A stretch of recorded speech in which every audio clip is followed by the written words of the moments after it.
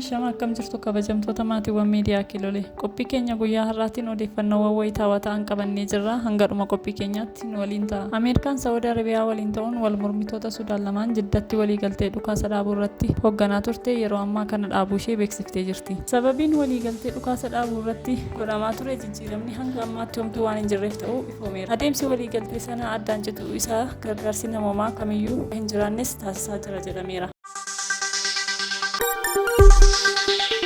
Muummichi ministeeraa Dr. Abiy Ahmed hooggantoota baankii addunyaa fi dhaabbata maallaqa addunyaa waliin mari'atan. Muummeen ministeera Federaalaa Dr. Abiy Ahmed pirezidaantii baankii addunyaa Ajay Banga waliin mari'ataniiru. Muummeen ministeeraa Dr. Abiy Ahmed gama miidiyaa hawaasummaa isaaniin akka ibsanitti pirezidaanticha waliin dhimmoota garaagaraa irratti mari'ataniiru. Baankichi jijjiirama qilleensaa, weerara, walitti bu'iinsaa fi gufuulee biroof ergama deebii kennuu akka qabaatuuf Itoophiyaan akka jajjabeessitu mirkaneessaniiru. Haaluma wal fakkaatuun itti gaafatamummaa dhaabbata maallaqa addunyaa Kiristaaliinaa Joorjee waliin mari'achuu ibsaniiru. Dhaabbaticha rakkoolee jijjiirama qilleensaaf deebii kennuuf tattaaffii cimaan taasisuu fi deeggarsi fuulduratti taasisuuf kan jajjabeeffaman ta'us eeraniiru. Muummeen ministeeraa Dr. Abiy Ahmed fi Ajay Bangaan yaa'ii waliigaltee haaraa faayinaansii idil addunyaa Faransaay Paarisitti gaggeeffamaa jiru cinatti kan mari'atan ta'us eerameera.